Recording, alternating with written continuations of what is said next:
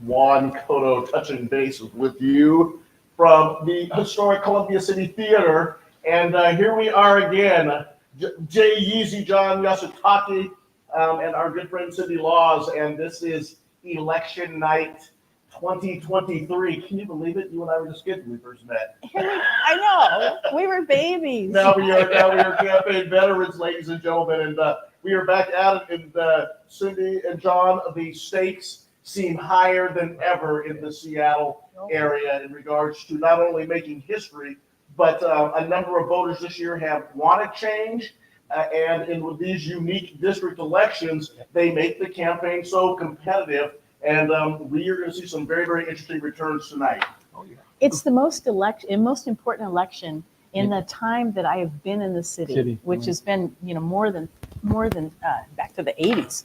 It's just absolutely astounding the number of issues that are life and death, literally life and death. Well, no, I would agree. I mean, I was looking at the numbers, and I was looking at the who the incumbents are and all the challengers and all these open positions. And Cindi and I were talking about it when the city moved to the district format. It was a voice of the people saying, "Hold on, we want representation that represents us in our community." So we want a district, because everything before that time was citywide. So I think they're saying, hey, that amount of activism. But I was looking at the endorsements, and it is really interesting who got endorsed for city council. We'll talk about that, maybe, and I'll let you. Not only tonight are we talking about individuals, but a $970 million housing levy on the ballot. And it only builds 3,000 units of housing. That is, I was reading that's about 8 pages of literature on that. We have as usual on Rainier Avenue Radio, we have a dynamic and moving show for you tonight. We are scheduled to have the following guests at 7:15, District 2, which obviously, as usual, with Tanya Morales, her challenger. Tanya Woo will be with us at 7:15, and she'll give us an update on how she felt her campaign went as she sprinted through the finish line. At 7:30, Victoria Beach, who is a well-known activist around public safety, she can comment on what these elections mean to our communities here in Central and Southeast Seattle. I have also reached out to Alex Hudson, and oddly enough, Alex was the only campaign candidate that called me.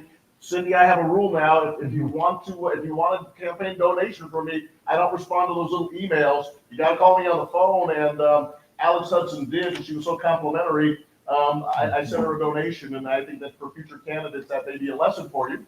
And then we also have Marvin Rosette, who is running in a long time, and actually a Rainier Avenue Radio contributor. Right. He is running in the city of Renton, and he's had against a very, very popular incumbent that he has had some in and out issues with in the city of Renton, which is obviously one of those dynamic suburbs in the city of Seattle, or around the city of Seattle, and a suburb that has its own identity.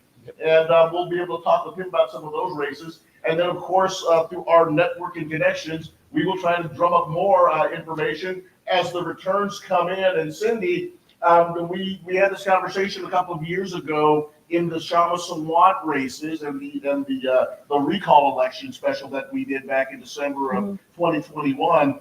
We may not know the results for some of these, but you are so good at math. You can predict you can see into the future.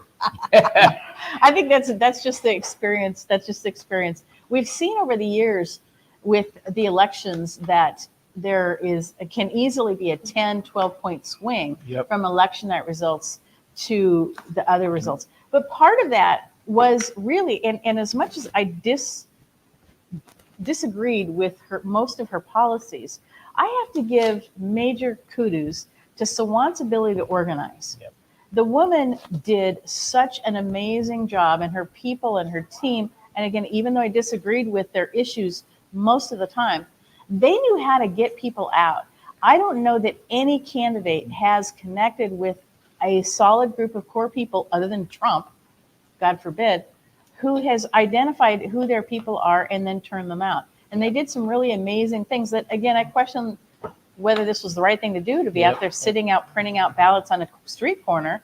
but it worked during the recall. And so she deserves the credit for having transformed how grassroots campaigning was done. You and I started I started in the 80s, you were starting in the late 80s, early 90s, when retail politics, grassroots politics, that's what you did. You actually grew grass. You actually grew grass. You actually touched people. You didn't just do, Go TV with ads and on and on and on. And now we're continuing to see an evolution in how campaigns are done. Oh, yeah. But the onslaught of emails, we all can probably complain with how many emails we get every day from the number of candidates without ever having a personal touch. Cindy, the ability of Kshama Sawant to also stand on her principles is one of the things that I respect her for.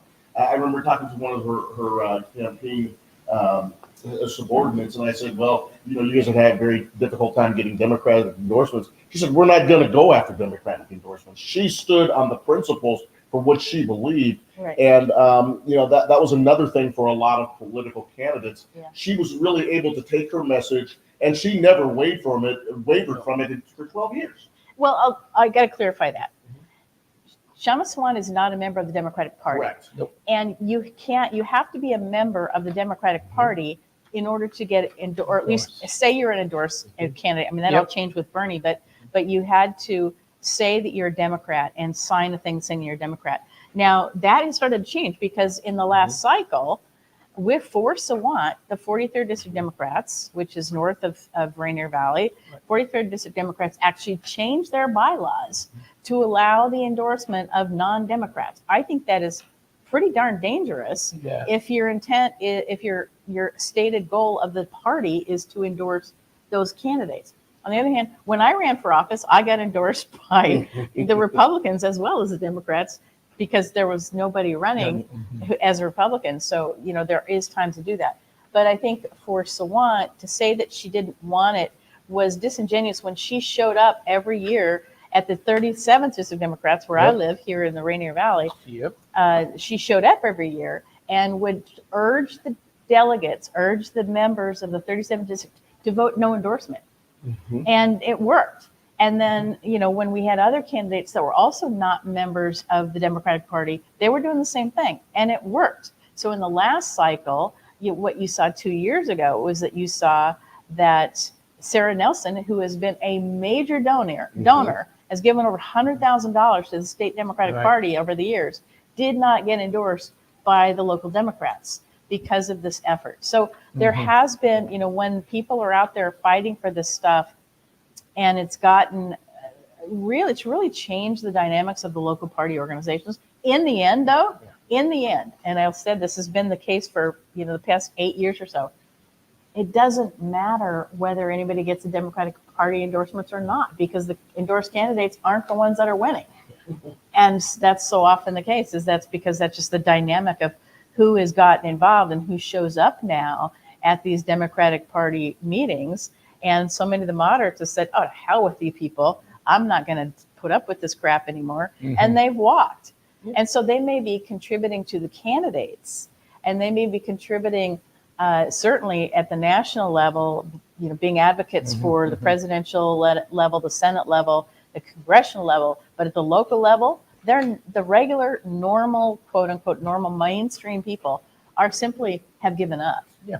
John, we've talked about it on our football broadcast, but now we can go more in depth on this now. The district campaigns, and certainly when you had to run citywide, you had to build different types of coalitions. For sure. Now, many have argued that the barrier of entry has been made much lower. You're not having to raise the type of money, almost like you're running for mayor to run for city council.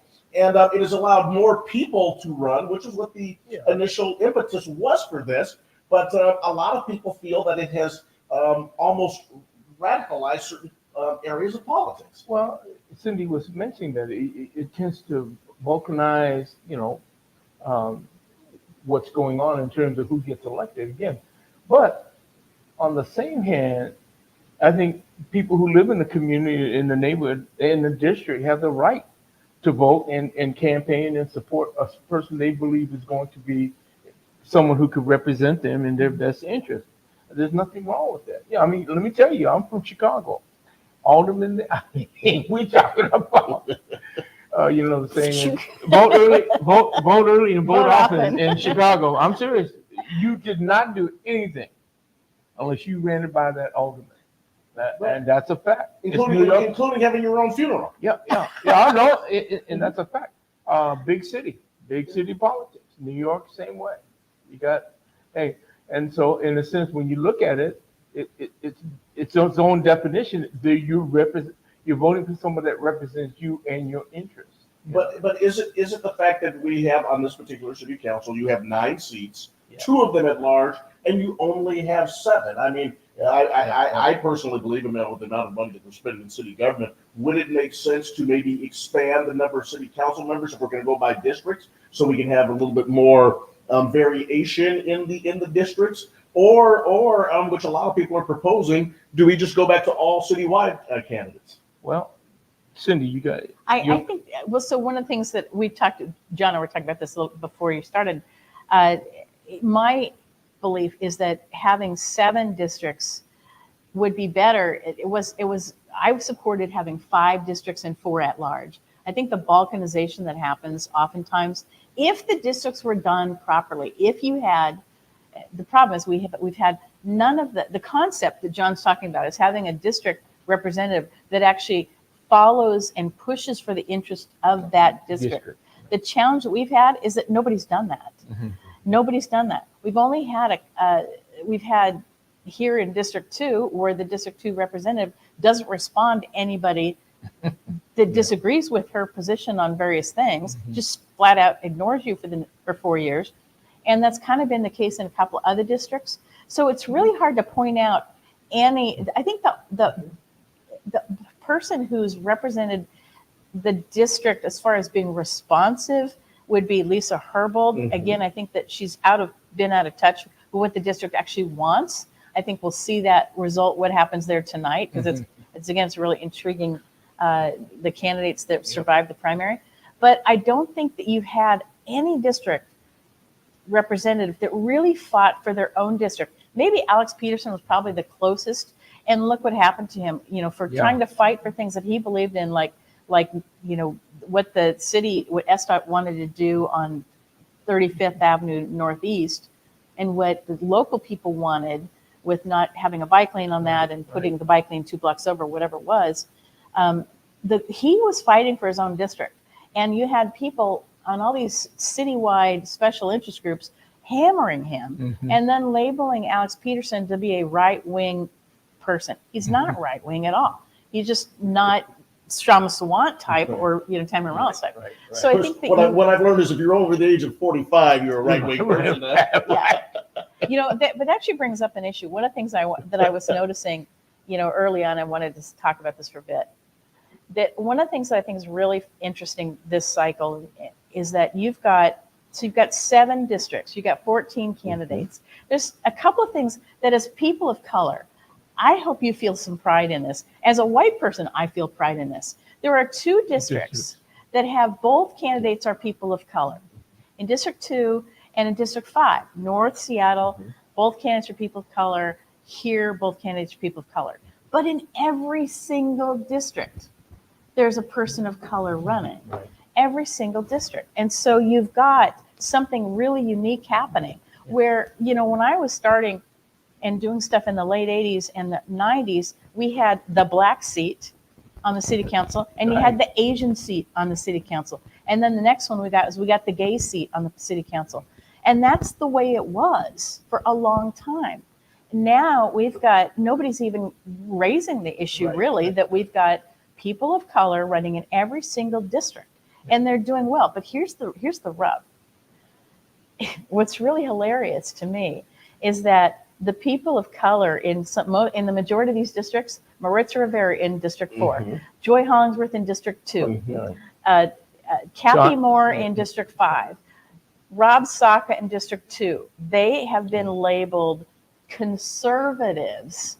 Now, if anybody can, and Joy Hollingsworth's own words, if you can call a lesbian, pot-growing basketball player black, and with roots in politics, like her mother. You can call her conservative, then we've got a serious problem.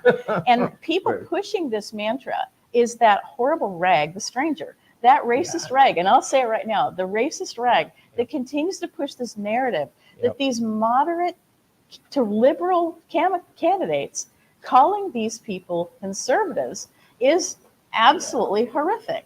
It's like people should be more outraged about that. And I think it's just really a sign of, on the one hand, how well people of color have done in this town, at least, no longer fearing running for office. And whether that has anything to do with the changes in how we have democracy vouchers, which I'm not particularly a fan of it either, but it's certainly given people an opportunity to raise money enough that they can run a decent campaign. And we've seen it. Surely we had more than 50 candidates running for these seats, and there's a ton of people of color running in those seats, And a significant number were women. and well, that's always been the case. Yeah, We had a majority in the city council of women back in the early 90s. Yeah. So many things I want to touch on, and I want you guys to speak about, because it's really, really interesting. And you mentioned this in regards to our perception of public officials. I remember growing up with Sam Smith, and although he was elected citywide, he was my city council member. When I had some issues in the mid-1980s, I said, well, and remember, everybody remembers, hi neighbor, and Sam responded to your call. Now it's almost like the elected officials take pride in not responding to your call. Is this a new type of not only, and step away from elections for just a second, is this the new type of expectation in terms of how we act as elected officials? I would certainly hope not. I think that people are still blaming COVID for this. You've still got, and I think this is one of the things the voters have to start demanding change in, individually and collectively, by showing up in person. As I've noted, this District 2 council member has one of the worst in-person attendance records. When we had perhaps the most important vote of the year was back in June on that drug measure to make the city's law congruent, matching the state law that the state legislature had passed earlier. And you had the DS up there, and you had 8 city council members up there, and one of them seat was blank, and that was Tammy Morales not showing up. You have people that are not showing up again for the committee that they chair, canceling more than half the meetings. I think that there's a big problem right now where people have continued to use COVID as an excuse. Oh, it worked fine for us to sit on Zoom and do everything by Zoom. Right. But you didn't have the collaboration amongst the council members. And you were a staffer. You were a Senate staffer. You know how important the collaboration Absolutely is. So important. Walking down the hall and saying, hey, Nick, what do you think about this? Nick Okada, was around the corner from other council members. You could go catch them, and they could sit and go to lunch and brainstorm. The staff could brainstorm. Having everybody working at home, I'm sorry, it's not working. And while the Mayor Harrell has, insisted that staff need to come back in the office, everybody's blowing them off. I think there's a big problem with this. And it really filters down to almost every department. Some departments, more than others, have borne the brunt of needing to show up all the time. The Parks Department has shown up. They've got to, do the work, keep the lawns mowed, keep the restrooms clean, all this stuff. They've done the work. The Police Department, they got to show up in person.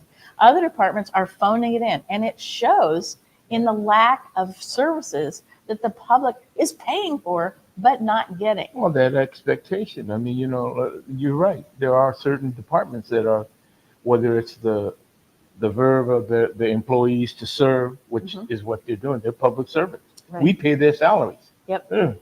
But I guess one of the things that you're pointing out, though, is we have absentee representation. And when the call's made, they don't respond. And I've had the same thing. You had the same thing. And when it really shows up is when it comes time for election time. I mean, people have a long memory.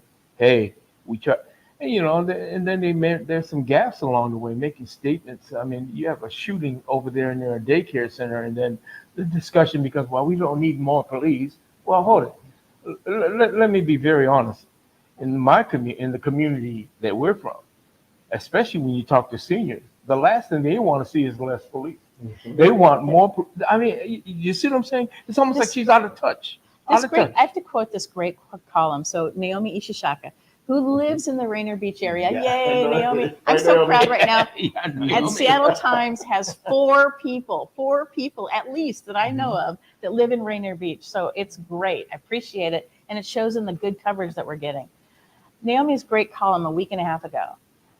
She was about after that shooting at the daycare. And this again, when the young man that was killed, he was a Rainier Beach scholar and athlete, and it was just, horrific. And so she went down to talk to people. And she says, quote in this article, "The inconvenient truth is that when you talk to people dealing with these issues on the ground, you find there's a lot less unanimity of perspective on what you hear in city council chambers.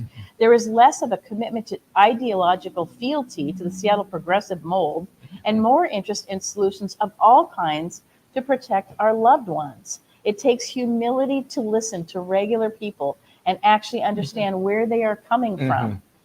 That to me was such an incredible, insightful, thing to write after talking to all these folks. And I think you'll probably hear similar to from Victoria Beach.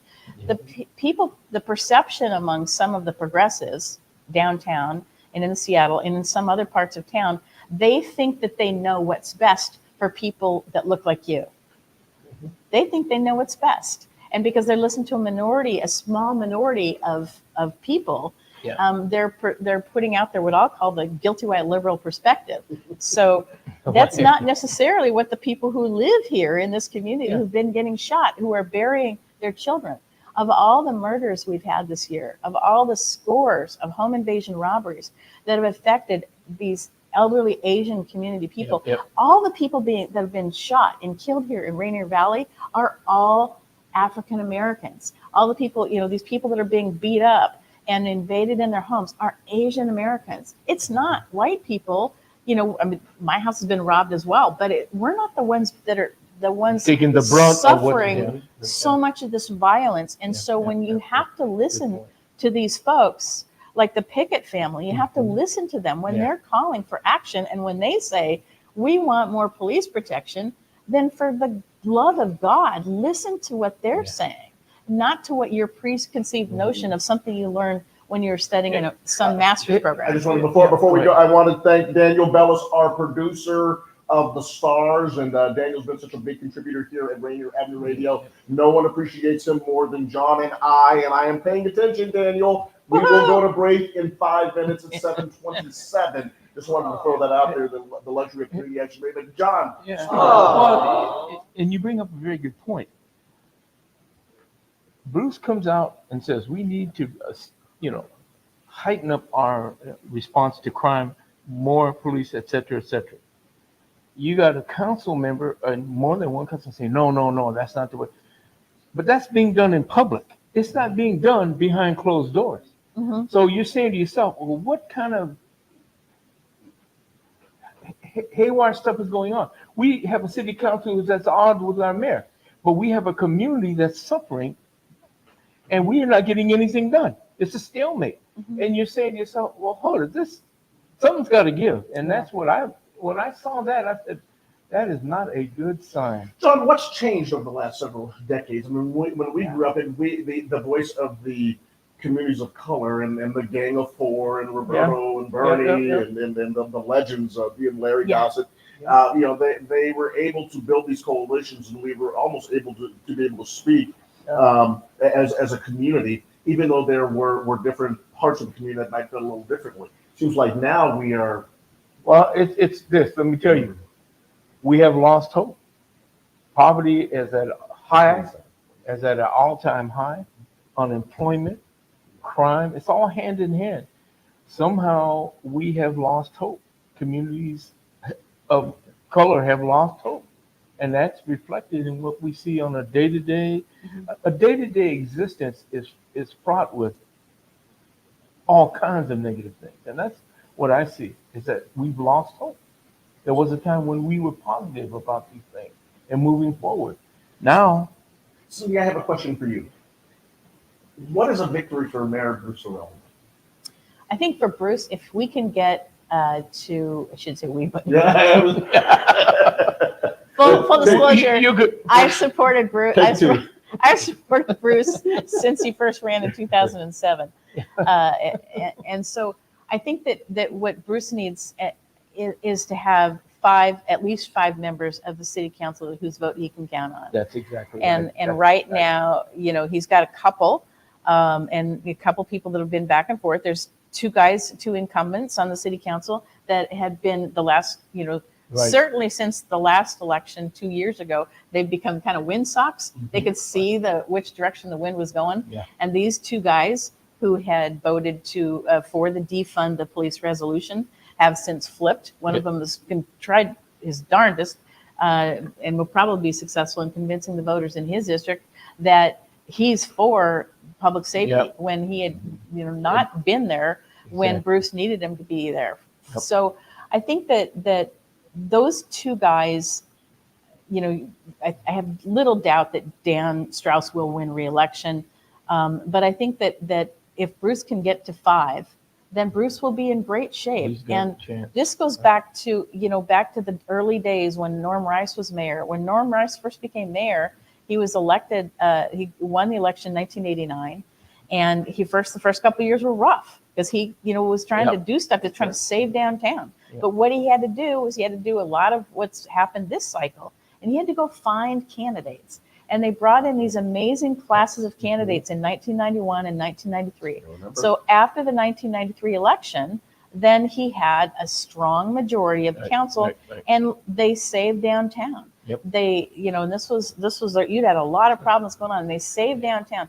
Bruce is facing a lot of the same things. We've had crises in the city that Norm didn't have to deal with, but I think he's going to get his majority. We are going to go to break, but this is the type of conversation you're going to expect all evening on your community radio station, Rainier Avenue Radio World. When we come back, I'll be Hollywood with us.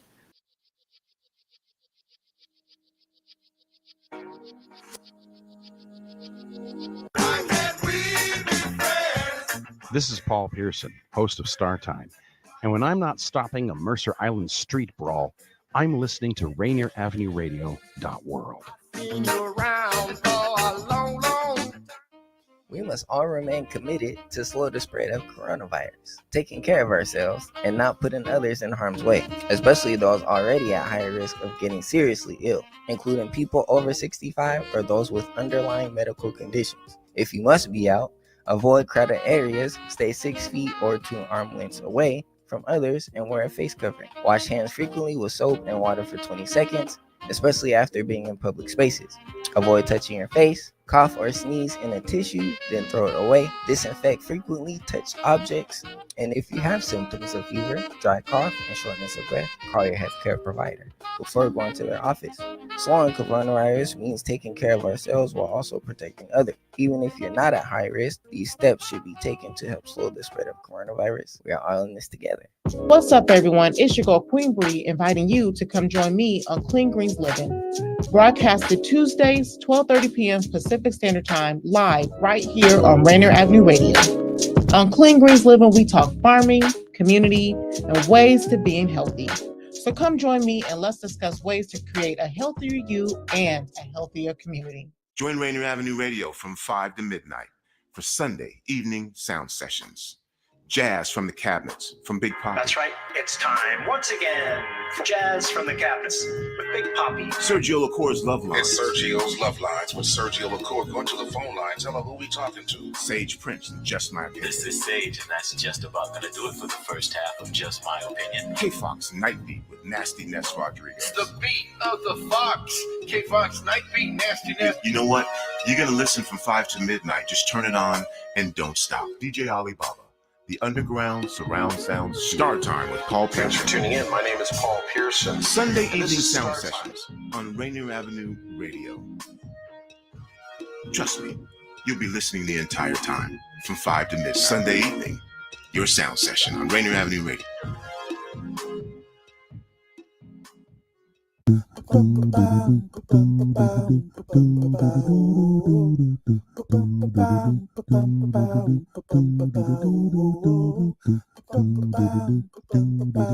Wash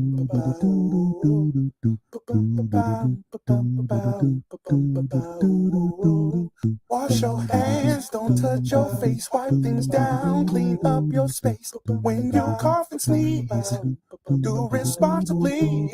If you feel you're getting ill, isolate at home and chill. No, you're not alone. Please pick up your phone and call 206-477-3977. King County 206-477-3977. Public Health 206-477-3977. King County 206-477-3977. Public Health Community Radio Station will provide you with more information. Say Rainier Avenue Radio. Your community radio station will provide you with more information. Rainier Avenue Radio. Would you like to see when your favorite Rainier Avenue Radio show comes on? Check out our show schedule, updated weekly at rainieravenuradio.world. Welcome back to Columbia City on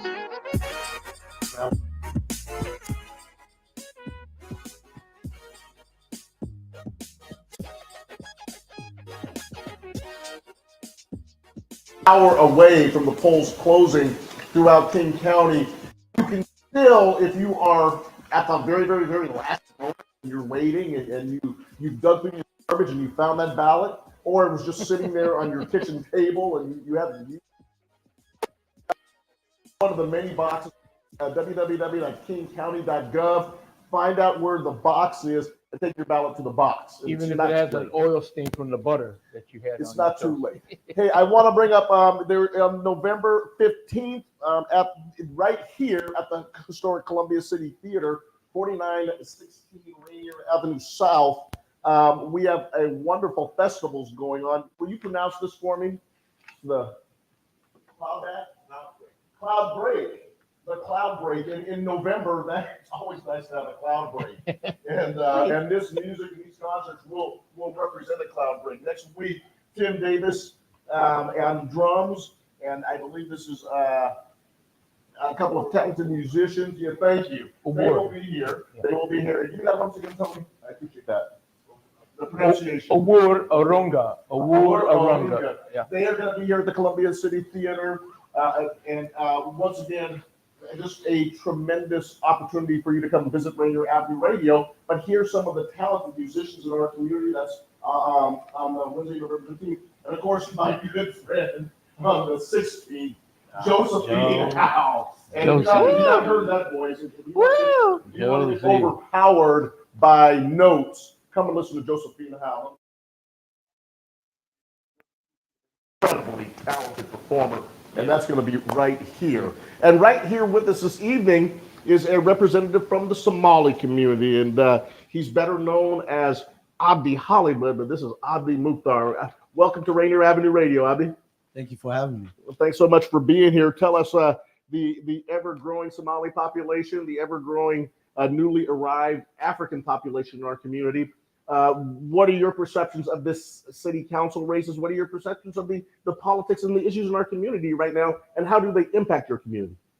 Yeah, absolutely. Well, the Somali community is growing, and we are making impact in King County. This year, the elections are not as exciting as the couple of years ago, when we had at least 6 Somalis running for various positions in King County.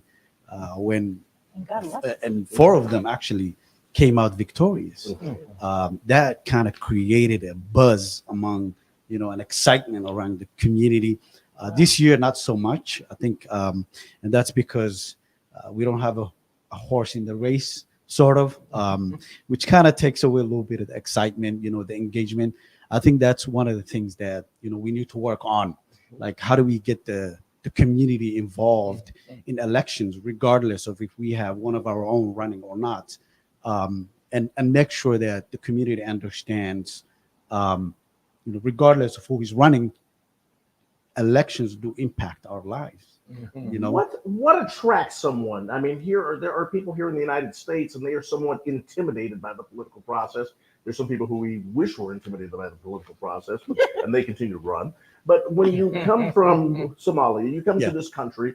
What makes the political process and participating an opportunity that people would want to go ahead and pursue?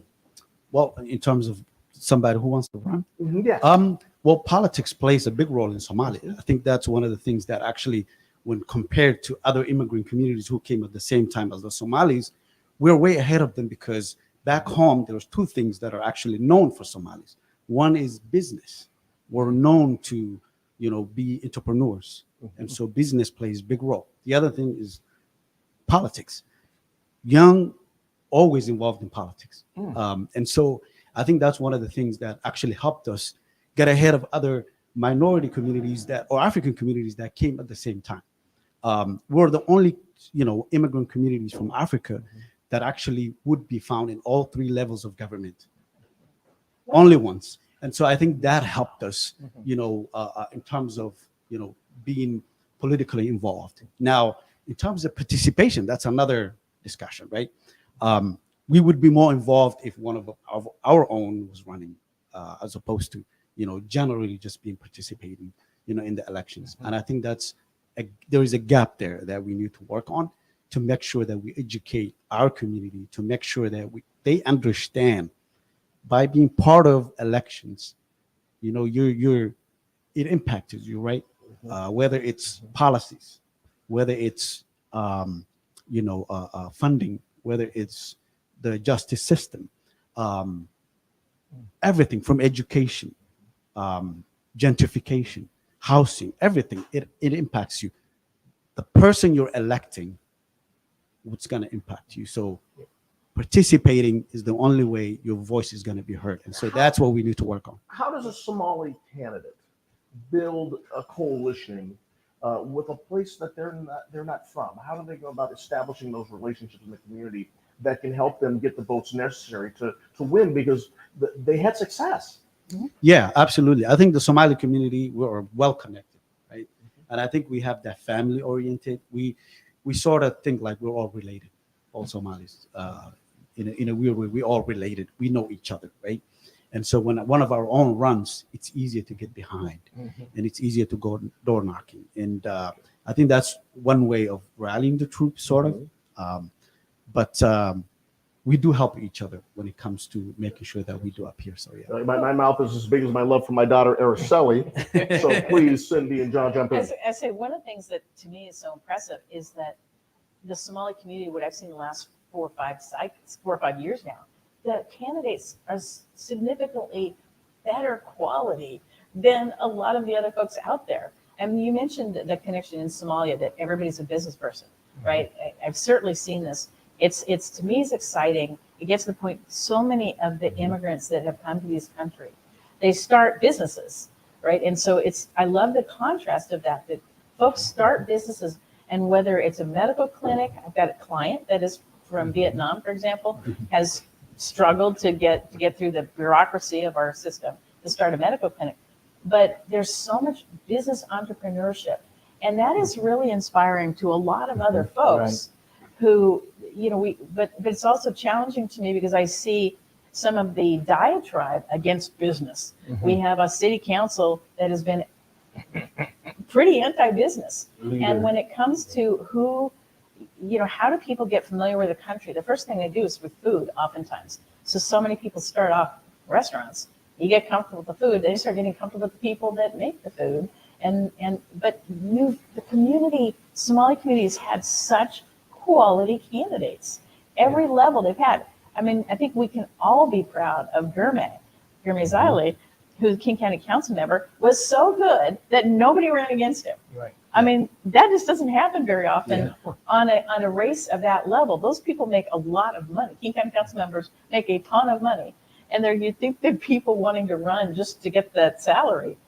This guy does such a good job. And so I think that he's having someone like that helps other people who've been maybe hesitant in the past.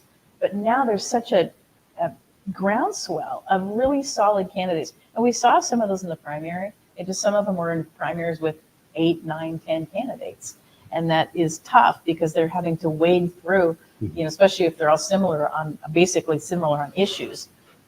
But I think it's been impressive, to me. I just love to see it. Yeah, absolutely. John has a question. Do you think it's by virtue of culture, the strength of your religion, or a combination of both that brings the Somali community so far forward now to be involved in, as you say, 3 levels of government, also been in entrepreneur, all of that? It's both. I would say both. I would say both play a role. But it's the way, I think the Somali culture in itself, it's very challenging. It's open, especially when it comes to girls. There's a lot of cultures that oppress, or push down on the women. We encourage that. Right. In fact, you will see most of our Somali women are the ones that are running in most positions. When you go to Minnesota, which is like the Mecca for us. Ohio is another one. You'll see another parts, Portland, which is right next door. Oh yeah, we have candidates there as She's well. Washington County. I just met Nafisa, her. yes, Yeah. Nafisa Fai is another one. There's Oh. Keisha Jama, who's a senator in Washington, in Oregon State, and it's sort of like a culture thing, I think, that kind of influences that we're better than everybody else. That's what we think. And I think in a way it hinders us sometimes.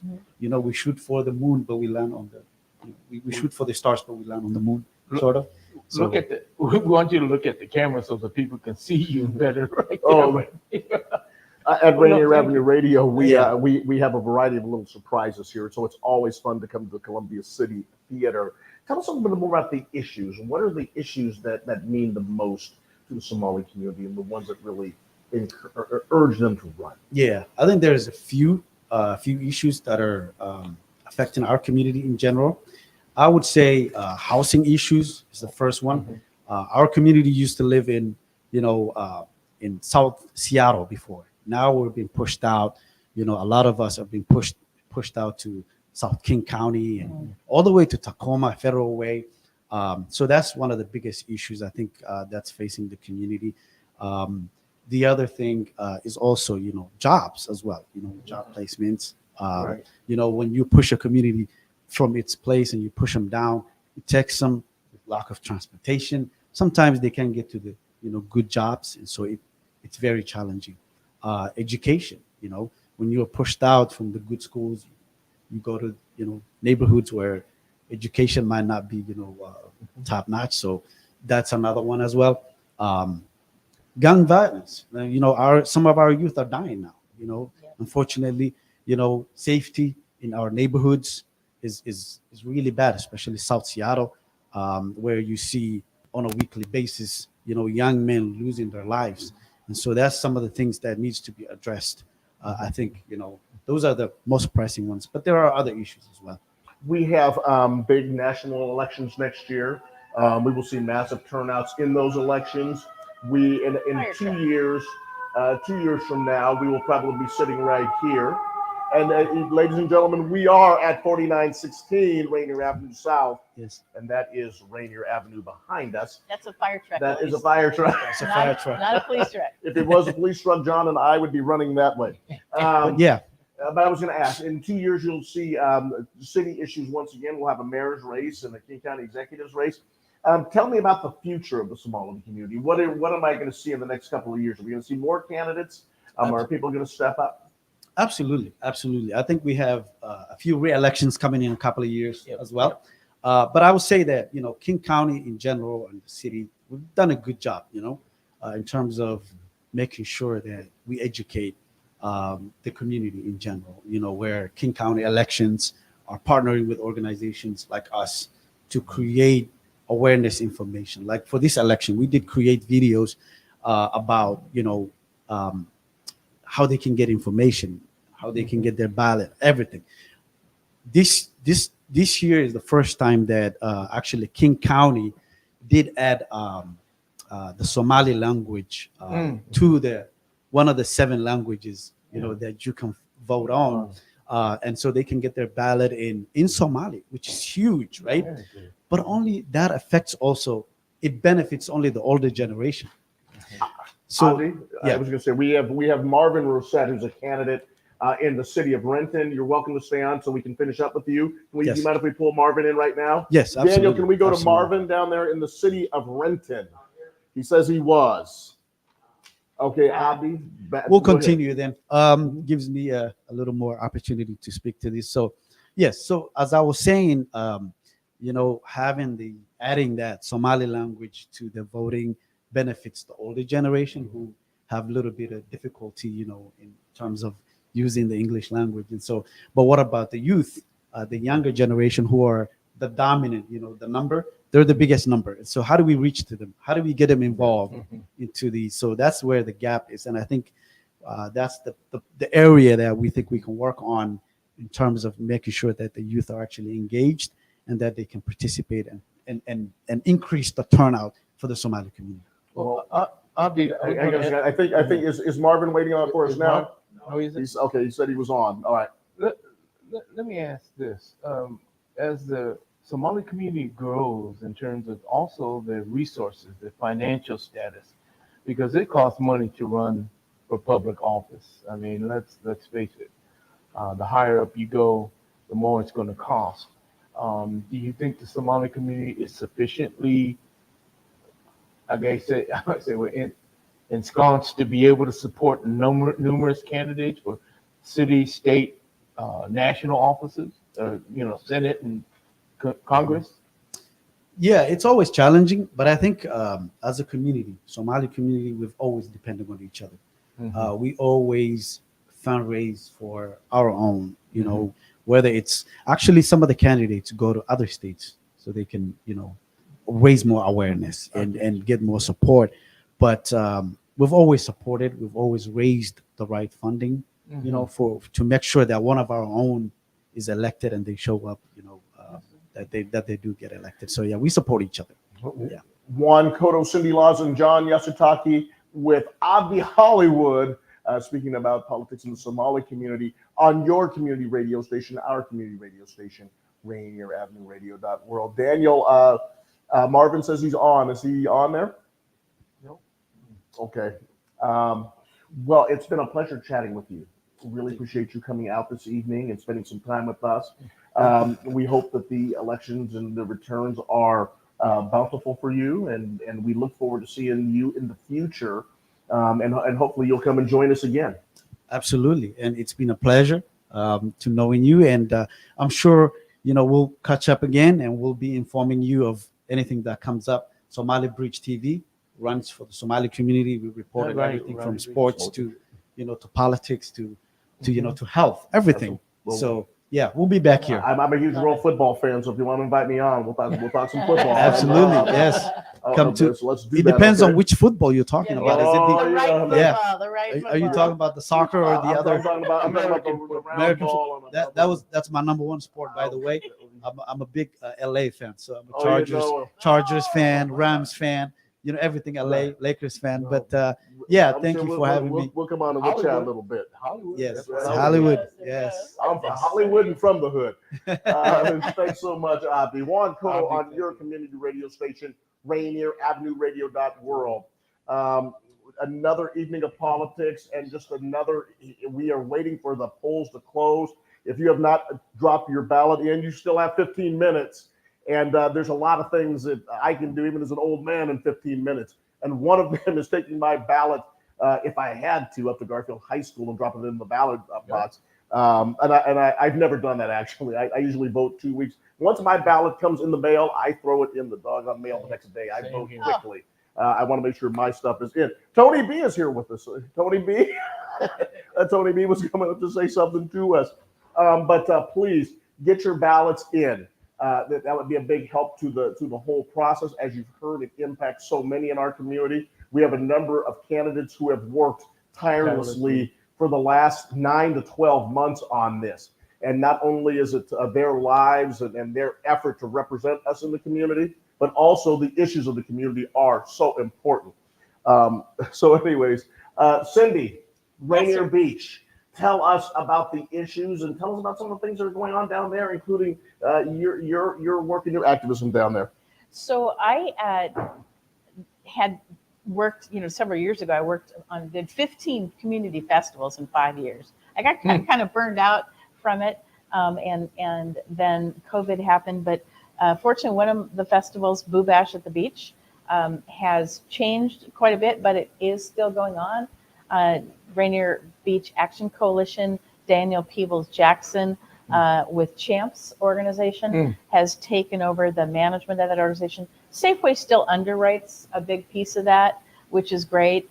It's no longer held in the Rainier Beach Safeway parking lot, sadly, because of the violence, which is truly sad. We started the thing in the Safeway parking lot following a series of shootings and murders back in 2014. Wow. And so it's really, to me, it's like, the people have given up in a lot of ways in trying to make that safer. At the same time, the Safeway Corporation has invested well over $100,000 in improvements, even though they don't own most of the lot. The lot that's had so much of the problem is not part of the lot that they lease, but they paid for, more lighting and things like that.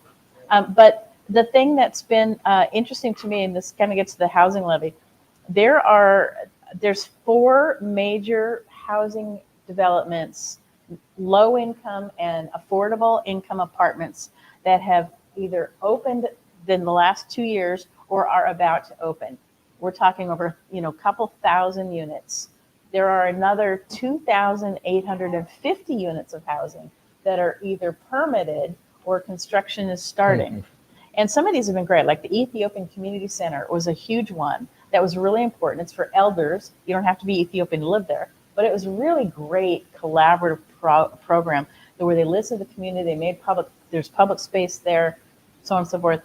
But there are 2,850 new units of housing coming, and this is all affordable housing, all going into one neighborhood. The good and the bad of that is, again, it's low income and affordable housing. So once again, we see a continued concentration of poverty in one part of town, not spreading it around as it should be. And so that it's harder to get some of the amenities that people would like to have. But the good news is that with these new places, there is, in almost all of them, there's ground floor retail opportunity, restaurant opportunity. With the exception of a couple of long closed restaurant spots that have been vacant for years for various reasons, they haven't been able to get those flipped over to be a housing site with the multi functional building that they have. We don't have very many vacancies of business spots. People are desperate to open up business spots, and we don't have them. That's a good sign, because we've got businesses, these minority-owned businesses that have wanted to open up there. And we've had some really great successes of these local businesses, like Creamy Cone, a Black-owned business. It's been incredibly successful. We'll come right back to that, and thank you for the update on what's going on in Rainier Beach, because it's a very, very positive story. Daniel, let's go to Marvin, Rosette, and Renton really quickly and say hi to him. Marvin, how are you? How's it all going? Good to hear you, man. And we're just rocking and rolling, waiting as you are for the ballots to be counted. And why don't you give us a little update on the campaign you ran down in the city of Renton against a very, very popular incumbent, but you really took this election to him this year. We took it to him like we were supposed to. So first of all, thank you. Welcome to Renton. We're broadcasting to you live over here in the Renton Highlands over at the Pickled Onion Pub, where my election night party is going on. There is a party for a lot of change that's going to be going on here in the city of Renton. I'll start with a couple positions. So Sanjeev Yanzan versus Ryan McCurvin, who was going for his 3rd term, is going on right now. And Ryan had almost elected not to be elected. Did not campaign, and Sanjeev Yanzan had been campaigning for several months, well into even into the primary, and so right now, and at the last moment, Ryan McCurvin decided that he wanted his position back, and so now it's a fight to see if incumbency wins over hard work. We have right now Kimmy Khan Vaughn, who's running against who's the incumbent, but running against Randy Corman, who is who was a former 28-year incumbent, but was coming out of retirement to try to make change in the community by running against Kim Con Vaughn. So we're going to see if a returning council member with experience can beat a very well-connected person of color and effective council member in Renton. So we'll see if effectiveness will beat experience. Experience will beat Marvin, effectiveness. Share with us what the electorate in the city of Renton is looking for. And one of your mailers you put out there, this is Renton, it's not Seattle. When you say that, what do you mean? What are the voters in Renton looking for? Well, in Renton, what we're looking for is that delineation between Seattle and well, everywhere else. And it's not just Renton, it's Bellevue, it's Kent, it's Shoreline, it's Des Moines. A lot of the politics locally have been surrounded and waiting with bated breath on whether or not Seattle will be able to make tougher laws in order to enforce against laws against criminals, open air drug use, violence. And so a lot of cities are affected like that. For example, in the homelessness issue, which if you're a Seattle resident, to which you experience and see in downtown 3rd Avenue, we're just getting the after effects of that. There was a private deal, everyone here in, an example would be the homelessness crisis that happened in Renton, where during COVID, they had shut down the Downtown Emergency Service Center and moved over 250 people into Renton into one of our former hotels. And what occurred was a community that was not ready to absorb all the necessary care for all of those individuals that needed assistance. It taxed both our public safety as well as, so police, fire, as well as our human services, which is pretty much non-existent. Essentially, you put those people into a human service desert. And so with that, I just say, go ahead, one final question, because I know you want to get back to your party. And Marvin, thank you for giving us the time and joining us. Tell us, not 9 months out on the campaign trail, all the work that goes into, whether you're running in a big metropolis like Seattle or a suburban city like Renton in a small district, what are the things that you learned from this, and how has Marvin Rosette changed over the last 7 months? Well, Marvin Rosette didn't change, but Renton has. So my is Prince, he's a 12-year incumbent. And when you're talking about his accomplishments, you ask, what are they? When I knock on the door and they ask, who is your incumbent, and they still don't know, that is a hint to the rest of the people who are sitting in cities that are not Seattle, that you can no longer hold on to that incumbency just simply by a good word. You have to engage. And what I'm really proud of, especially with the people of color who are running, this is a new generation and a new establishment, if you will, because Renton is a growing city. Back 12 years ago, there was probably a population of less than 90,000, but now we're about at 107,000, probably growing to maybe 120 within the next 10. We're looking at development. We're looking at growth that is probably going to be advancing past 5, 10, 12% within the next 5 years. And for incumbents who are thinking that, and as Prince had once said, his plan was to do as he has always done. That was the first mistake, is to say that you're going to do what you needed, that you do what he thought worked before. The ground is changing underneath our feet in the growing Renton, and the reason why I wanted to run is because he was out of touch. And to provide the new solutions to where he did not pay attention to his constituency, people like myself and the new residents of Renton who didn't know who he was, and whatever accomplishments he did have that were non-existent, to my opinion. City wants someone who is engaged with their community, and that's what I want to provide as a city council member. Someone who is engaged in their community, and that is who Marvin Rosette is. Marvin, go enjoy your party. Congratulations on this campaign, and my best of luck to you as you watch those election returns roll in. Thank you for joining us on Rainier Avenue Radio.world. Thank you, and best wishes to the people of Seattle on your new city council. Thank you. Yeah, right. Daniel, is Victoria Beach on? She left? Okay, then we are going to go to a break. We'll go to our hard break right now, and we will come back, and we will continue this. conversation on your community radio station, Rainier Avenue Radio.world.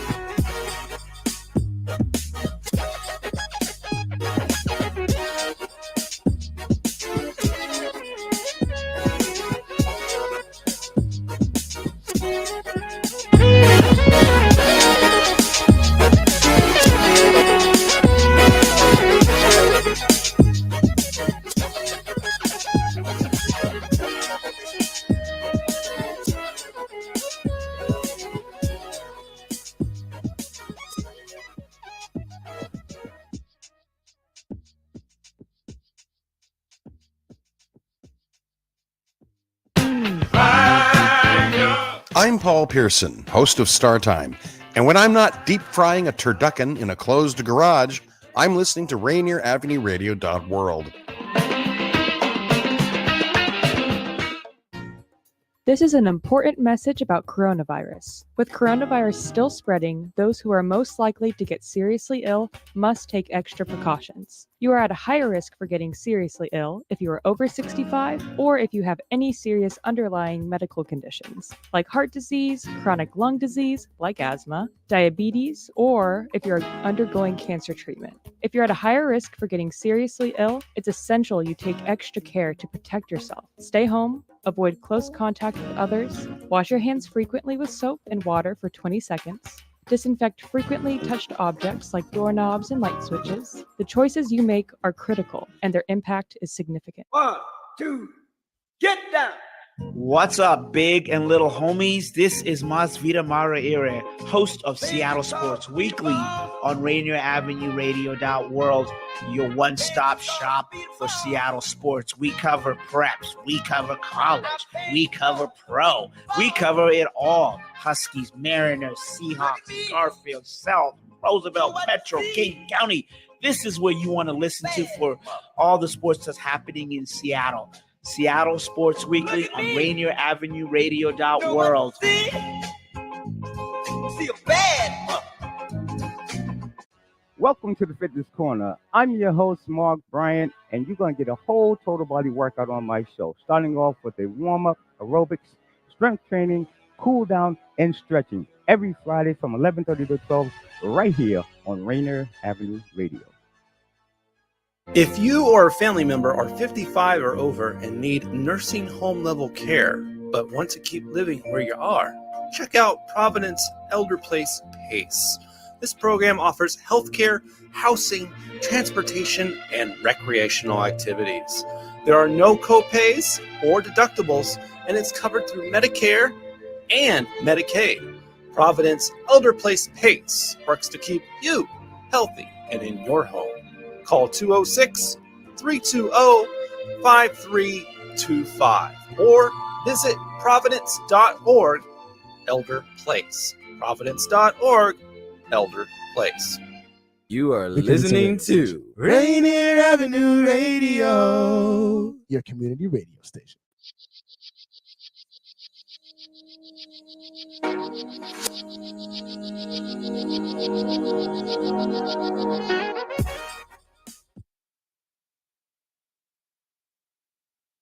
Cut the music off. I like that bumper. I really like that bumper. Maybe we should start again so I can listen to a little bit more of the bumper.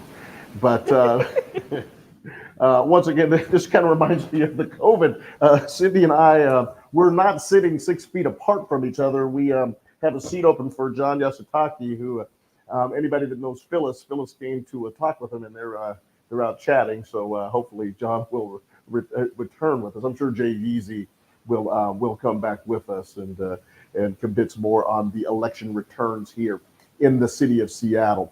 Thanks so much for joining us this evening, and we've had a provocative conversation so far and can continue this as the returns will start to come in.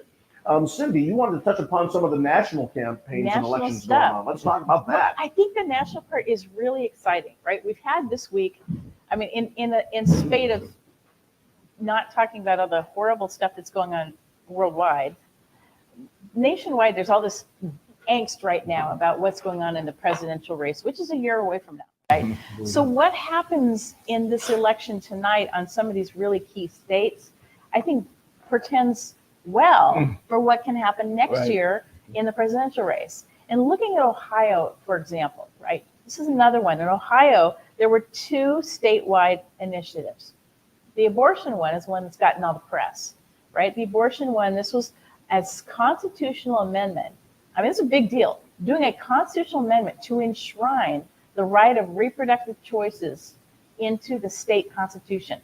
And the Republicans tried a lot of games, the legislature tried a lot of games to kill that, including an earlier ballot, which would say that they had to get a supermajority to pass that. Well, that was defeated. And so in the Ohio election, what's really amazing is that 55.5% of the people's, and this is with 91% of the votes in, 55.5% of the voters said, yes, we support abortion rights. Ohio has been a deep red state. 55%. So at what point are these right-wing legislators and right-wing elected officials who want to have forced birth on women, when are they going to get the idea that this is a losing issue for them? There was a second measure on the ballot, and again, we talked about how things have changed over the past 30 plus years that we've been involved. Another one was marijuana. Should marijuana be legalized in Ohio? This is a farming state. Much of the state is farming. It's not all Rust Belt. There's a lot of farming in Ohio. This is a great opportunity for them because the voters said yes. The voters said yes. Entrepreneurial. Let's not forget, isn't Johnson Speaker of the House? Yeah. Isn't he from Ohio? No, he's from Louisiana. Louisiana. So some of the other states that were really key. So Kentucky, another deep red state, right? The state of Senate minority leader Mitch McConnell. The Kentucky governor, the Democrat, was running for re-election. Andy Beshear, and this is with 95% of the votes in. He's been called 52.5%. He crushed it. And this was an interesting race for me for a couple reasons, in that the opponent, the Republican, Daniel Cameron, who was the Attorney General, was an African American. So this was pretty, again, going back to my thing about how things have changed. You've got a guy running in a red state, a black man, who got 47.5% of the state in a red state. That is historic. And so there's parts where even when they're, he was anti-choice, he's kind of like about as bad as you could get on issues. But there's something to be said to me about the fact that 47.5% of the people in this red state would vote for a black man in a statewide election. There's some positives, I think, that maybe this is my constant optimism. I always have to look at the positive things here. The state where the other state to look at tonight was in the state of Virginia. Now, Virginia has been trending bluer and bluer and bluer. But the last time, the last governor's race, Glenn Youngkin, who ran on school choice and some other stuff that he was, some other stuff. This year, it was all about abortion. And it was trying to get a legislature, get both houses of the legislature to be Republican. Well, he failed. He failed. And right now, and it's close, and right now the state Senate, there's 40 members of the state Senate. Victoria Beach is with us now, so we'll come back to the national conversation. And we'll come back to one of the community leaders, one of the great community activists around public safety. Victoria Beach is with us. Victoria, how are you tonight? I'm good, excited. Thank you so much for joining us on Rainier Avenue Radio, your community radio station. Victoria, why are you excited? Because I know that a change is coming. I have no doubt that Joy is going to be one of our new city council women. And if it doesn't happen, I wouldn't believe that it can't happen. Everybody I talk to, not even in this district, all say they've been just pushing for Joy. And I'm so proud of Joy. I get so emotional for her age to be so wise and to run a classy, clean campaign when her opponent took jabs at her. That says a lot about her character. We haven't seen the numbers yet, but I will say this: Sam Cooke made a very, very popular song. I think maybe before I was born, but I have to check the year on that. A change gonna come. A change gonna come. What do you think the change that Joey will bring to the city council? You know, I think we have somebody that is going to work with the mayor, our police department. We need all three of them to work together. And I think Joy is one of those. She has common sense, and she really cares. And she's not only for the people in our district, she's for everybody. And that's what we need. And, you know, things have to change. This is a crucial election year because this is going to either make us or break us. Cindy, any questions for Victoria? I just think it's great, Victoria. I think that I know that you're going to be looking forward to having a more public safety oriented council to work with, and hopefully we can get some of these changes that we've desperately needed to have. I know for me here further south in Rainier Valley, really looking forward to some change. I hope it happens. Keep my fingers crossed. Well, Victoria, I saw you last week at the police commissioning, the graduation of police officers in our community, and as you know, my nephew Joey Cotto graduated with that class. So exciting, and I could not be more proud. I could not be more proud of the ceremony, and we saw a number of officers of color commissioned and going on to their assignments, which was so exciting. And that's something that had to make you proud because our community is so dependent upon a police force that represents and looks like us. And it was just such an inspiring time, and hopefully we can bring that back to the city. Is that something you'd like to see? Oh, definitely. And we are working on that. You know, not only police officers, but like Joyce from our community. And there's a long history with her grandmother. And the work I do with the Seattle Police Department, I work with the recruits, and we're bringing in, it's very diverse, and we are working hard to get the right officers to be part of our community that look like us. I hope one day they can live in our neighborhood, but you know, like I said, a change is coming, and with the police department, it's not going to happen overnight. It takes a full year before they are out on the streets, and before the badge program, they're learning a lot. The Before the Badge program, I think, has really made such a difference. When you've taken these people out there to meet the parents of these kids that have been killed, and they get to see firsthand, whether at the memorial service or whether they're just at the location that these people were shot, these young people were shot. I think that's going to be, that's making the difference in the new recruits that we've got. Hats off to you for doing that amazing, innovative work. And hats off to those families who, the boy, and as someone who's lost a child, I understand the importance of that and the ability to connect with people on that level. And hats off to the work you're doing there. And in the play Alexander Hamilton, can we go back to politics? Joey, the campaign at the end, and I do live in this district, and the mail that I got and some of the things that I saw, whoa, it got a little hot and testy at the end, didn't it? Yeah, I'm hearing a huge cheer right now. I'm going to walk in there. Okay. Victoria, let me ask you this. So if you had one wish to wish, would it be a city council that's going to work with the mayor? Because that ain't been happening. And that's one of the beauties of the fact that there's going to be so many seats in the city council changing, because he wasn't getting a whole lot of cooperation. And it's, you know, that's telling. Yeah.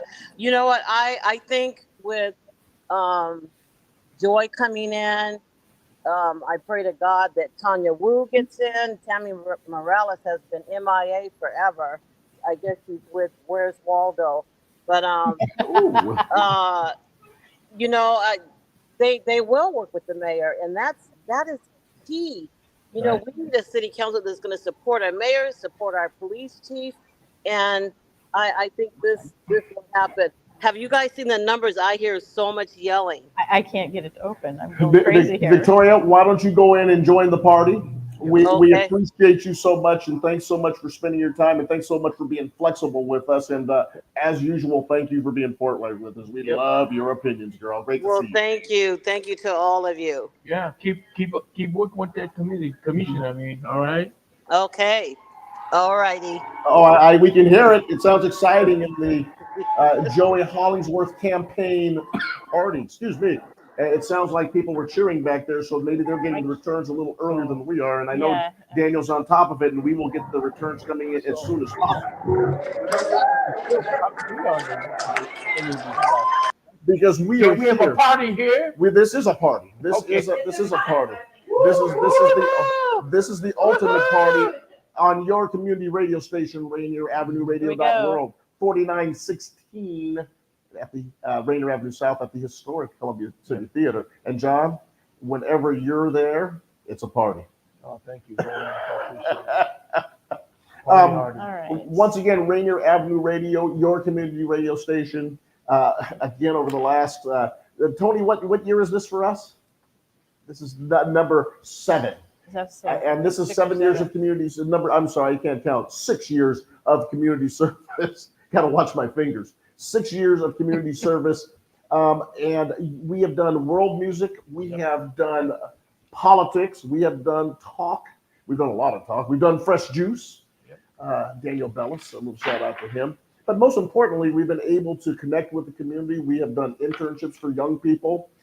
And if you are interested in broadcasting, and geez, you see that you want to come up here and you want to host a show like this, that opportunity is available and it's encouraged on Rainier Avenue Radio. So we love it. On the upper left-hand corner of your screen, if you were looking at a screen, you can see there's a way that you can donate on Venmo. I was calling a football game a couple of years ago with the Seattle Prep Panthers, and the parents heard the broadcast, and they were so impressed they made donations that night. And that allows for you to hear the stories of our kids in the community. It allows for us to really give a different look at things going on in the community and a fresh perspective and one in which the community can participate.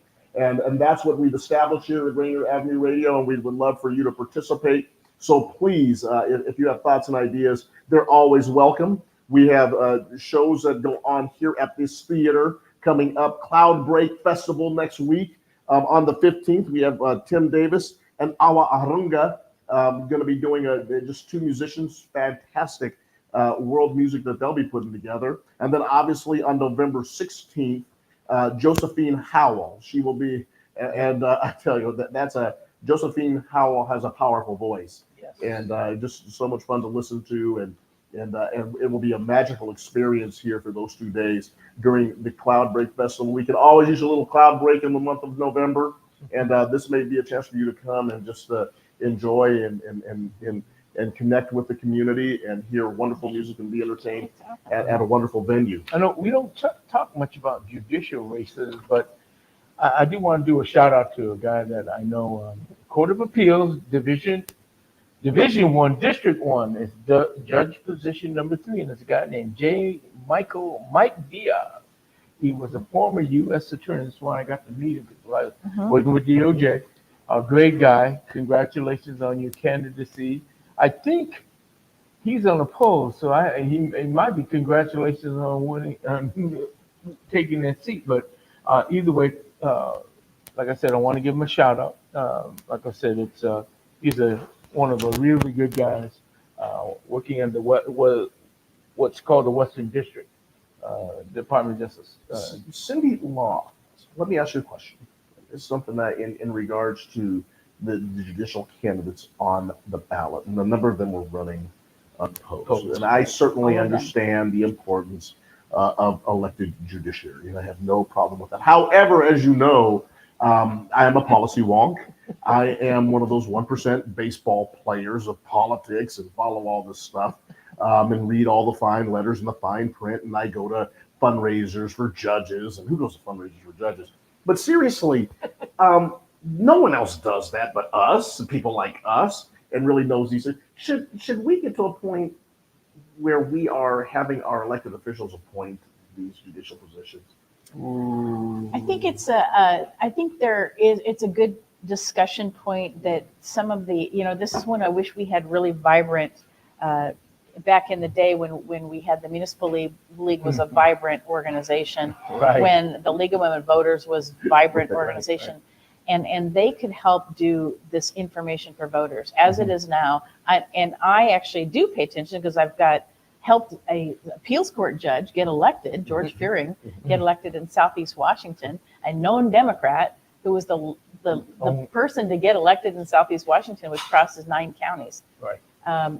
It is really tough to get people to engage in those races. And yet, when people look at the problems we've had in the city of Seattle, for example, it's easy to blame the city council for making bad decisions or whatever with policing.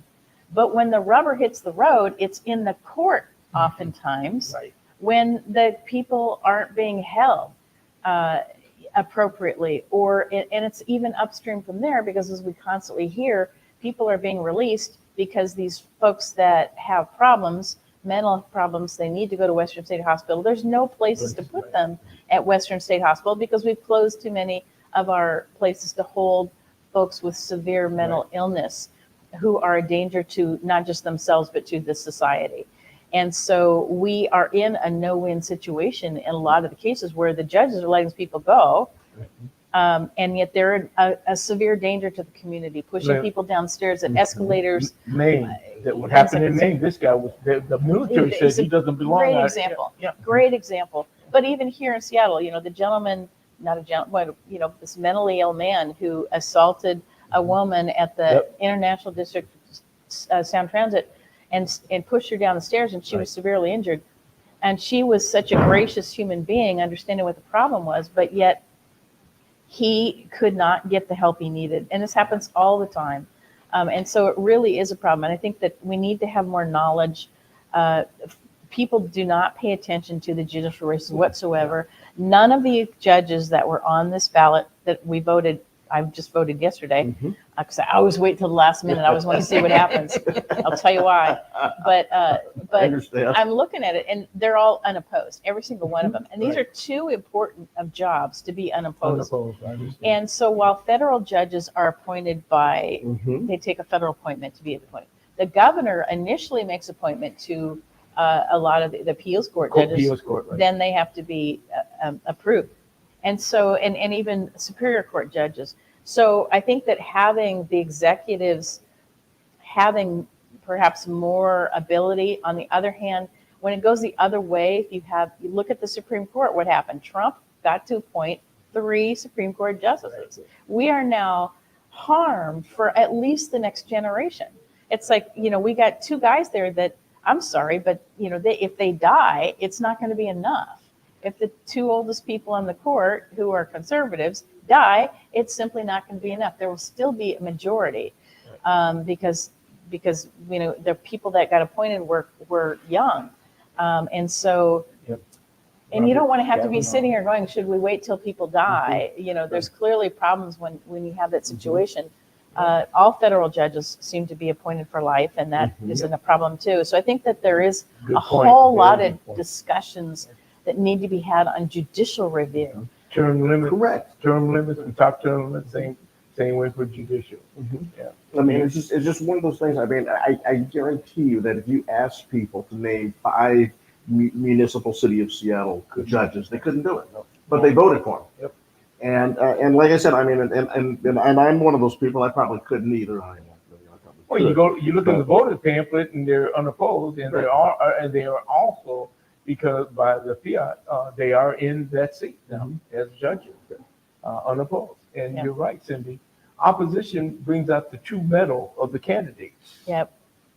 Daniel, we are coming up on a break. It is 8:24. We'll go to break at 27. So we will come back, and when we come back, obviously we will start. Hopefully, we will have some of the returns. I went to my phone, and I cannot get into King County records and elections right now, and I'm sure that a number of people throughout the community are all jumping on board right now and trying to find out what the numbers are. We did hear a loud explosion of applause at the Joey Hollingsworth party. So we can only assume what that means, and I'm sure we will find out more as that goes along. But we will come back and we will also touch more on some of the national things that we were talking on, and then also we will look at some of the appeals, the Court of Appeals, and some of the judicial races. So I think John has got some people that he would like to talk about.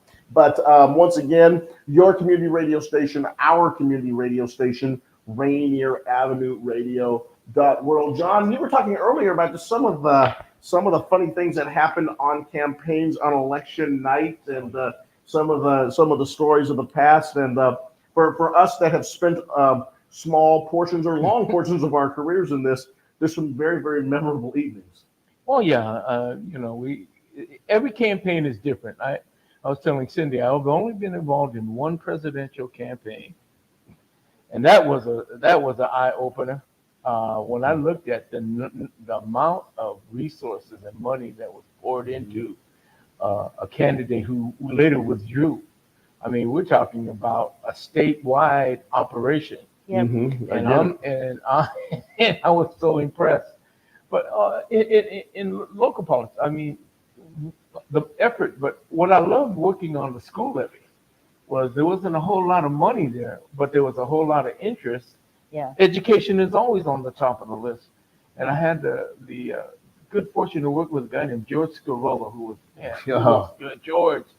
And a guy named Bob Marco, the late Bob Marco, these guys. And, we said, hey, we get the permission to hang out in the parking lots, but we're going to pass the levy literature. And that's exactly what we did. Larry down at Rainier Beach Safeway was great. Larry, I love Larry. Yeah, you can't stand in the doorway, but you can get out in the parking lot and hand this stuff out, because that's really public. But anyway, so that's it. But again, education is always on the top of the list, and Seattle does very well with respect to levies.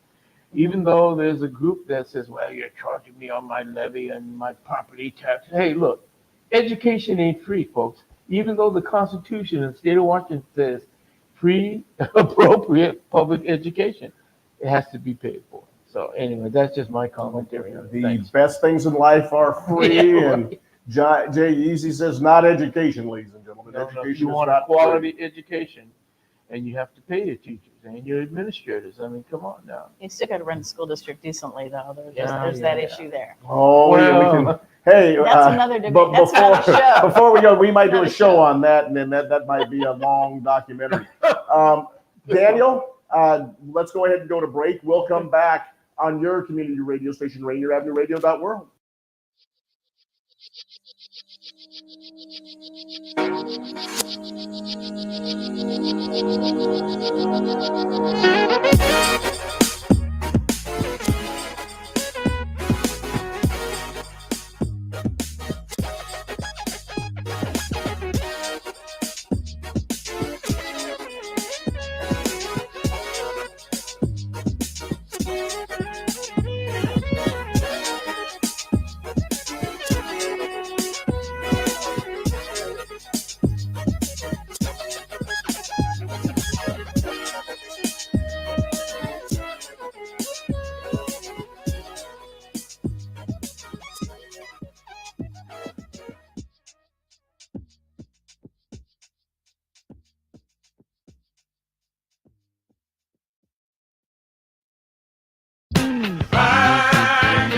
I'm Paul Pearson, host of Star Time, and when I'm not deep frying a turducken in a closed garage, I'm listening to Rainier Avenue Radio .world. This is an important message about coronavirus. With coronavirus still spreading, those who are most likely to get seriously ill must take extra precautions. You are at a higher risk for getting seriously ill if you are over 65 or if you have any serious underlying medical conditions, like heart disease, chronic lung disease, like asthma, diabetes, or if you're undergoing cancer treatment. If you're at a higher risk for getting seriously ill, it's essential you take extra care to protect yourself. Stay home, avoid close contact with others, wash your hands frequently with soap and water for 20 seconds, disinfect frequently touched objects like doorknobs and light switches. The choices you make are critical, and their impact is significant. 1, 2, get down!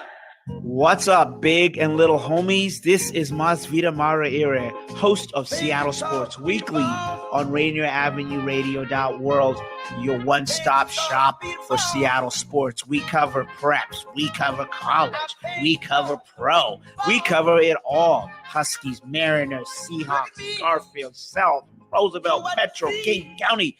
This is what you want to listen to for all the sports that's happening in Seattle.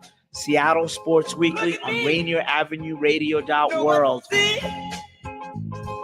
a bad Welcome to the Fitness Corner. I'm your host, Mark Bryant, and you're going to get a whole total body workout on my show, starting off with a warm-up, aerobics, strength training, cool down, and stretching every Friday from 11:30 to 12 right here on Rainier Avenue Radio.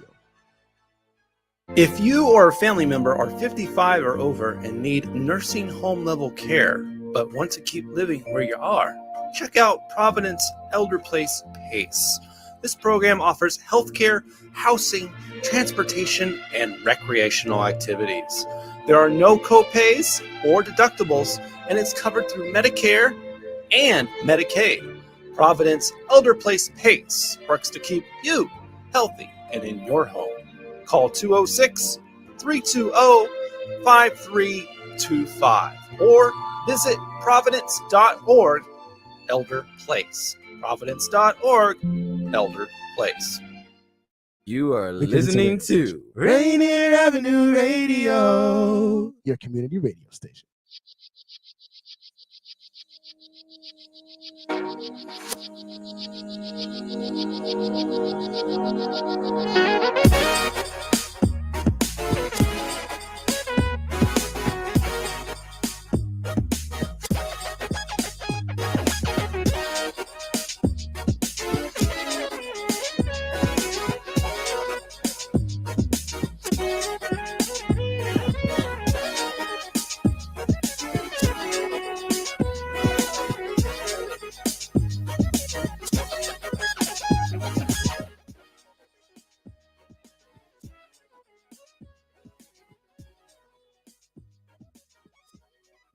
Rainier Avenue Radio's bumper?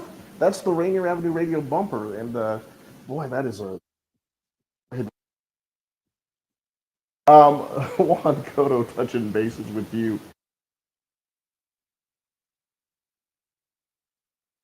Lead that we have some results coming in. Daniel's going to go ahead and pull them up, and let's see what we've got going on here.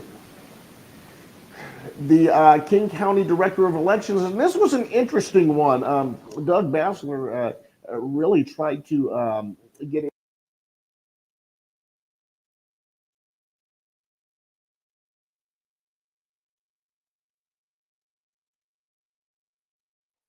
But more than 83% of the vote in the Director of Elections, and once again, one of these down ballot races, but has really some influence in terms of how we go ahead and do our elections in King County.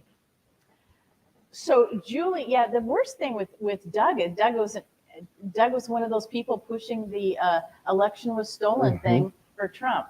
Now, Doug Bassler has been a perennial candidate. He's not quite up there with the space guy, a good space guy, but he has filed for office numerous times. And each time he's run, he's gone further and further and further into wingnut land.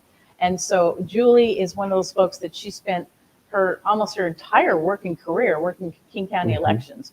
Those are really the people that you want to have. They know the election stuff inside and out. It is a technical job. This is not, a policymaker's job. About the most policy they do is to address our friend Hollywood's comment about getting the ballots printed in another language. That's about the extent that they go on policy.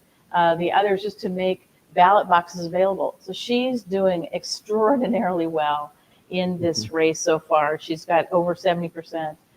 There's just doesn't get much better than that. Yet again, one of those races where you may have voted for the person, not know them, and a quiet, hardworking administrator, and you only hear about them when things go wrong. And Julie Wise has kept the trains running very, very well over the last several years in that position. Any other big notifications coming up, Daniel? Here we go. King County Council District number 4, Jorge El Baron versus Sarah Reneveld, and it looks like Jorge, 56% of the vote right now. Looks like he is going to be heading into the King County Council seat, and there we go. There's one of the conversations about change, and I think Jorge is one of those folks who has the experience, has represented the community well, and I think he will be able to. I think as we're looking for people who are going to represent change in government, I think he's one of those types of people. I think this was one of those races, however, that the voters were well served. Either candidate was an absolute outstanding candidate. Sarah is a deputy, one of the deputy attorney generals, so she is very well qualified. Jorge has put in so much time, 15 years, I believe, working for the Immigrant Rights Project in a place with so many immigrants as Seattle and King County. He'll be able to really address some of the issues that have affected folks that are on the street and struggling in our community. He'll be able to connect them well. He will, it's a seat that's replacing Jeannie Cole Wells. So he will be, Jeannie Cole Wells was considered very, very progressive.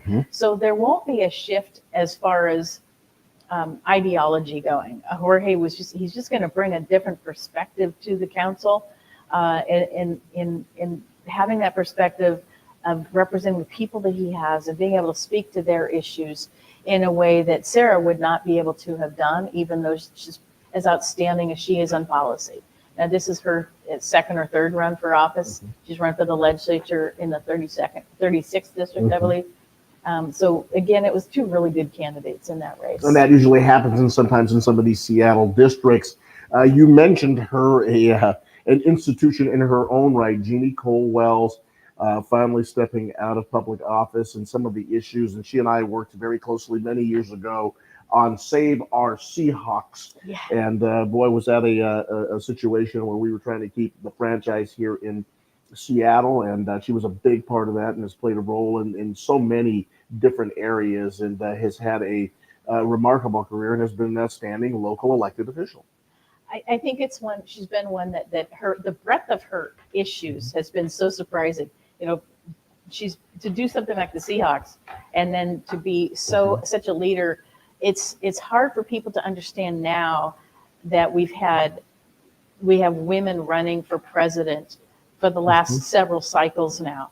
But when Jeannie got involved in politics, she was professor at the University of Washington in Women's Studies, PhD.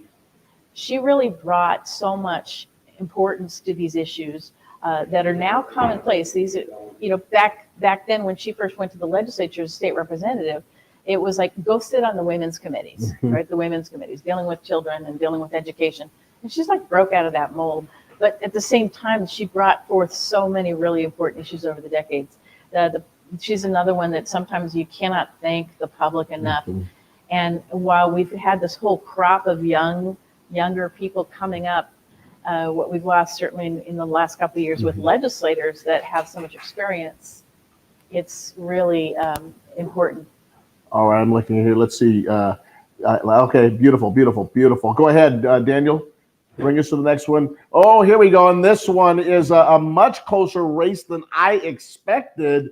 Teresa Mosqueda taking on Sophia Aragon. Obviously, Teresa Mosqueda, who is the Seattle City Council member. And in the primary, she really had a big lead. But Sophia Aragon never stopped campaigning. And she's closed the gap as far as the early returns go. I think the key word here is early returns. I think this is one, again, to remember that the votes will slip substantially towards the more progressive side if the past decades trends follow through. That is a surprising result for Sophia. I think that her position, she's got an interesting combination of experience with having been a nurse, but also Mayor Burian. And Mayor Burian's had lots of problems with homelessness issues. I think that's probably showing in her strong vote right now. And let's go to another spot. Here we go on King County or Seattle City Council. So now we're seeing some of the city council, and this is almost a complete reversal from the primary, Yeah. Rob Saka. Now leading- wow. Now leading Marion Costa almost by the Like margin 18 points. that she won by in the primary. At this point, I think at that kind of a number, that would be very hard. That would be very hard for Marion Costa to achieve an 18-point boost at this point in the ballots. And I know that the first ballot count is not huge, but he was one that campaigned really, really hard. I think that, I personally saw and witnessed racist campaign against Rob, whisper campaigns. Rob, whose father was from Nigeria. Rob, he frequently wore a dashiki when he was out campaigning. Next race coming up. We'll go ahead. People criticized him for that. Oh, and here we go. In the Seattle City Council District 2, we were referencing this. Where we sit here at Rainier Avenue Radio World, and the people are all kind of celebrating and dancing. Tanya Woo, ladies and gentlemen. Tanya Woo has stepped up, and again, a reversal from the primary. Tanya Woo, 54% of the vote. And although the returns are early and this 9-point lead, we'll see if this holds. But Tanya Woo coming back, and how exciting! And we've just seen two candidates that have made dramatic strides since the primary. I think this is great.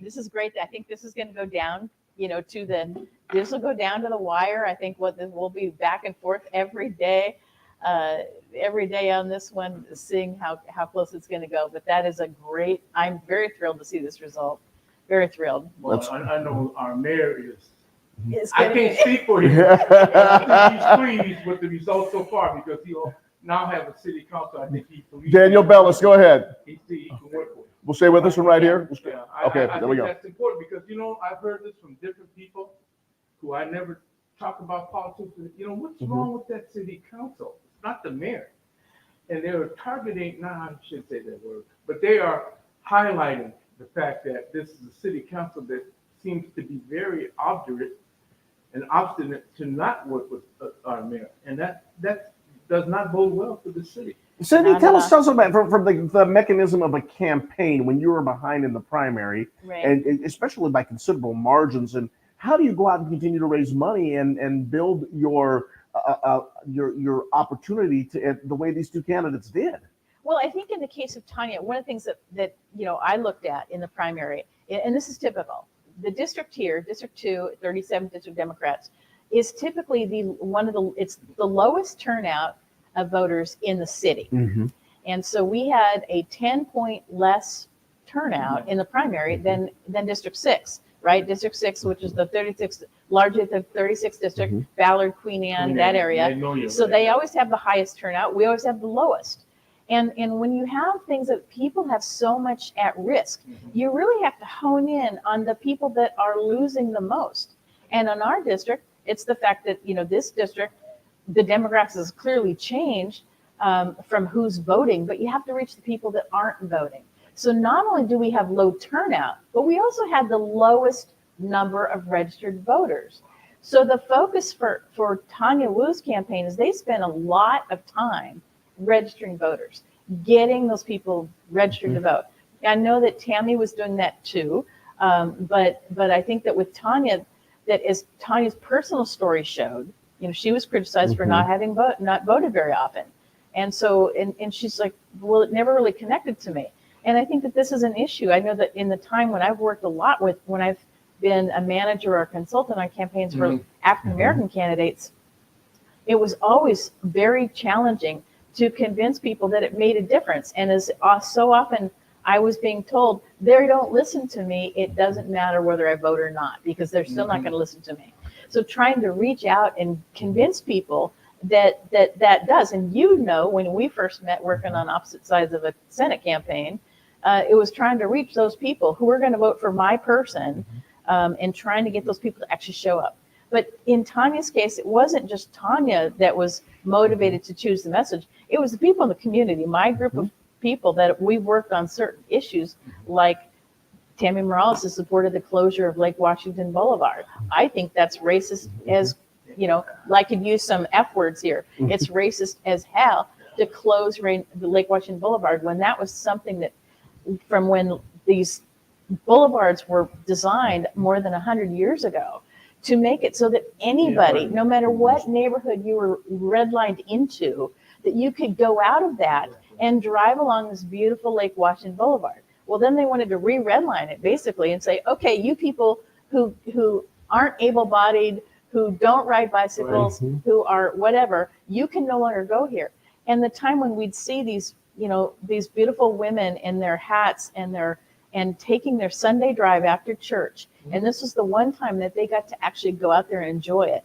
Well, then you have these people that wanted to shut down this, and one of the people leading that charge was Demi Morales, and so people were very upset about that. Because it's therapeutic. When you take that route, I avoid Martin Luther King and Rainier and Beacon and go along that lake route, and everybody I talk to says, they open the window, breathe that fresh air, as they make their way, they look at the lake, it's beautiful, it's great therapy.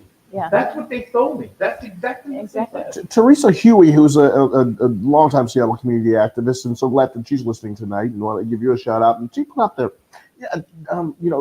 Tanya Woo, who maybe a lot of people didn't know in the community. She really did a good job of getting out and knowing the community, and that's something you have to do. It takes a lot of time, one-on-one, kind of like Tony B's selling Rainier Avenue Radio, one listener at a time, one voter at a time, and I think sometimes a lot of people try to skip that part of it. But I had a couple of conversations with Tanya, and she called and really respected the work I did. Had a nice Zoom with her conversation. Hadn't met her before, but it seemed like she was focused on getting to know people and allowing people to get to know her.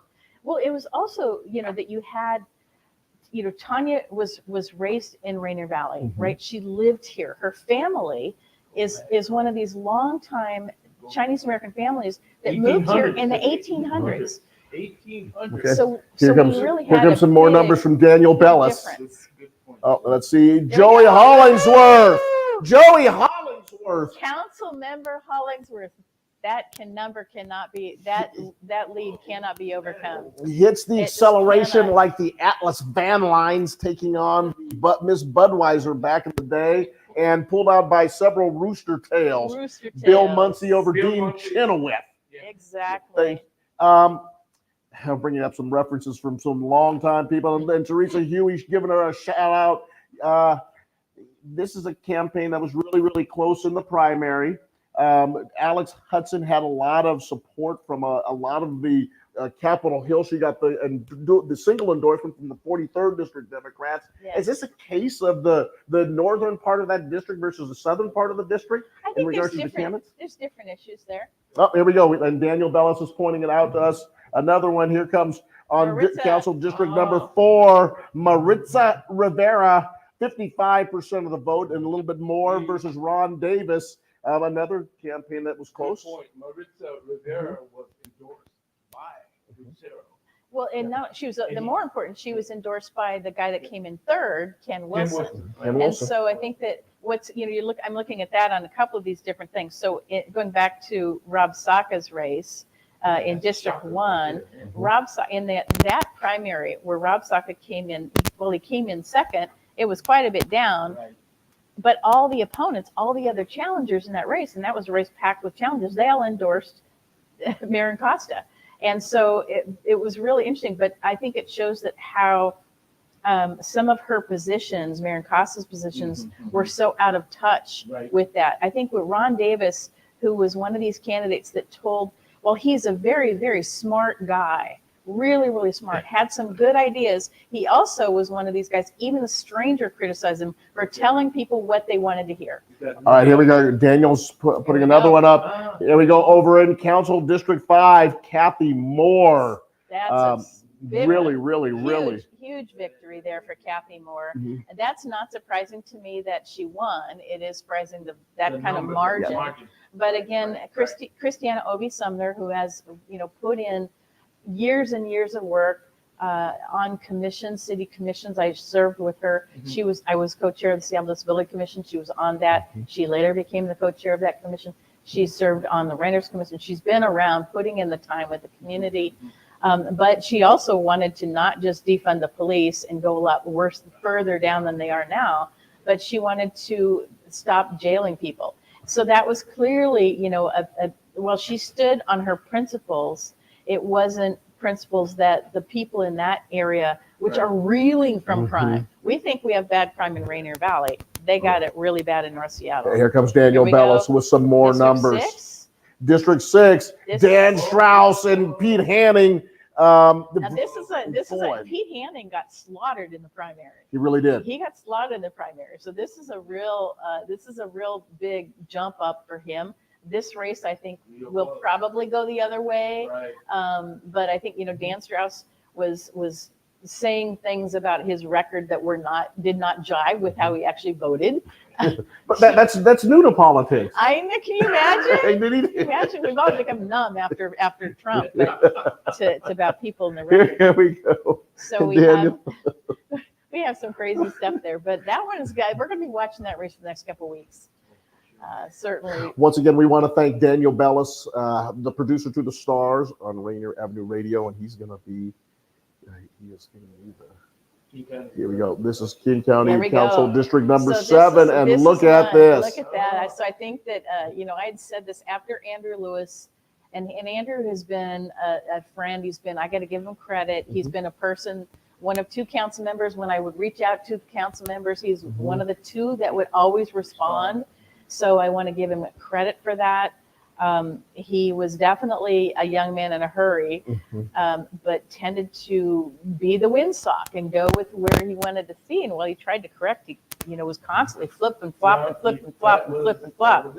And back in June on that vote on the drug bill, when he was expected to vote for it and then he voted no at the last, I typed on Facebook, I said, there goes his career. Right. That's what everybody And so I think that's it. He's young, he's got a great education, he's got a good future. I think he's just got to, take some time and reevaluate. And Bob Kettle, the so-called dad, girl dad, but he's also had a great military career. He's got leadership. He's been involved in the community for a very long time. He's a person who campaigned very, very hard. And he had Sarah Nelson on. He had Sarah Nelson, right. So I think that Bob was like, this is how you run a campaign against an incumbent. And he didn't make personal attacks. I think this is the key with that race. What I admired was that he did not make personal attacks. This was about votes on issues and how you can campaign tough, but not get personal, not make it nasty. And I think that they did a good job. In the play Hamilton, Alexander Hamilton asks Aaron Burr, "If you stand for nothing, Burr, what will you fall for?" And it looks like Lewis fell tonight. Absolutely. So now we Go get right the ahead. next one here. We get and there you are in the Renton City Council District number 5, and we heard from him earlier, Marvin Rosette versus a very, very popular incumbent down there, Ed Prince. Yeah, Ed Prince. Ed is very popular, very connected. I don't know that much about Marvin, but I know Ed. Yeah, he's been around for a long time. African Commission, etc. Been around. And a fantastic campaigner, somebody who understands, and that's a beautiful thing. That shouldn't be. It shouldn't be a knock if you want to run for an office. Not at all. You go ahead. I think we have to give credit to everybody that steps up to run. But I want to come back to the Seattle City Council for a minute. Absolutely. Because right now we have 4 people who clearly won. 4 new members of the council who clearly won. Rob Saka in District 1, Joy Hollingsworth in District 3, Kathy Moore in District 5, and Bob Kettle in District 7. Those are for sure going to win. That's 4 new members of the council to join with Sarah Nelson to give Mayor Harrell his 5 votes that he needs to get shit done in this town. And then we have at least 2 more of these that look good with Tanya Woo in District 2 and with where's the other one? Maritza Rivera, who's up by a little over 10 points in District 4. So I think that Bruce could end up going from, really having a hard time where he's been the last 2 years, that he could be sitting with a 6 or 7 vote majority, maybe even 8 votes on the majority. And it's important to remember that if over in the King County Council race, in that District 8 King County Council race between Sophia Aragon and Teresa Mosqueda. If Mosqueda, who was expected to kill in that race, clobber it, if she wins, then there will be an appointment process to that vacancy. And there is a very defined process in that. But with the key is going to be when that would take place, because with these new moderate candidates taking a supermajority on the city council, that is very likely that they're the ones that pick. They're the ones that go through the selection process, that they would pick another person who would likewise be a moderate. And so maybe this is like, let's get Victoria back on the phone, but the days of this we had to have a course correction. This was the course correction that we needed. The mayor has to be thrilled. Bruce mayor Harrell has got has to be thrilled. I mean, he's well off enough he could buy his own champagne, but I'd love to drop off a bottle of champagne on my drive home. I could swing by his house and drop off a bottle of champagne. He has told me he's well off, by the way. Mosqueda, and Aragon. Look how close. Yeah, it is really close. I don't expect that to hold. One more coming up, and I have a question to ask you about Teresa Mosqueda. Here is the Seattle Proposition 1 property tax levy renewal for affordable housing, and it looks like it is pulling away overwhelmingly yes. Well, people in Seattle are taxaholics, and that much we knew that in the King County housing measure, the last one, we voted, this is the third housing measure we voted on this year, the third one. And then the King County one, the important thing to remember there is that the only place it passed was in Seattle. Yeah, right. And that's what, and that's been kind of informing King County with what they're putting on the ballot, because the only place that this thing passed was in Seattle. Well, here that we've got 2/3, it really shows how desperate, one, people aren't reading what this thing is, and two, it really shows how desperate people are for housing. I mean, that we brought in a few short years, over the last, not more recently, but pre-pandemic, we increased the population of Seattle by over 100,000 people. They say the best things in life are free, but you get those through the birds and the bees. We have $970 million coming. And as you pointed out earlier, for 3,000 houses? 3,000 units of housing. It subsidizes other people, but it only builds 300,000 units of new housing. Again, we are kind of gentle. As cities go. We got to give it to everybody. But again, the private, I want to point out, this is in top. We will have a lot of housing with the stuff. And I give credit to all these great nonprofit developers that are building affordable and low-income housing here. That is correct. Exactly. Who's on the board? That's good stuff. Who's on the board there? Hey, Daniel. It is 57 on the hour. Daniel, why don't we go ahead and go to break, and we'll come back. And we're cutting it off. Well. Fred Fellman won with 71.47%. Okay, we're going to go ahead and wrap this up. First of all, thank you so much for spending time with us this evening. We hope you thought it was informative. We hope you thought it was entertaining, and certainly thank you so much for your notes. We appreciate you so much, our supporters here at Rainier Avenue Radio.world, where we tell your stories here in the community. Thank you so much for exercising your right to vote in such an important city council election. And we just really, really appreciate the time spent on the topics and the issues. We want to thank Daniel Bellis for all of his hard work pulling this together for us. He does such a tremendous job in so many different ways as producing our programs and sports. And it's always amazing to see how much time and effort and energy he puts into this. Daniel, thank you so much. People can contribute to Rainier Avenue Absolutely. Radio. Send your money to Rainier Avenue Radio. They need some funds. So please, community support matters. And we will. Hey, community public radio. Let me tell you something. We sure do. And hey, we will please stay tuned on your community radio station. We will come back and we will discuss many of these issues. And in fact, we will have a lot of our hosts talking about these issues now and into the future. So for Cindi Laws, who looks just fantastic tonight in her American theme, for Jay Yeezy, and for yours truly, Juan Cotto. Thank you so much. Araceli and Clemente, go to bed. Daddy's coming home in a few minutes. Have a great evening.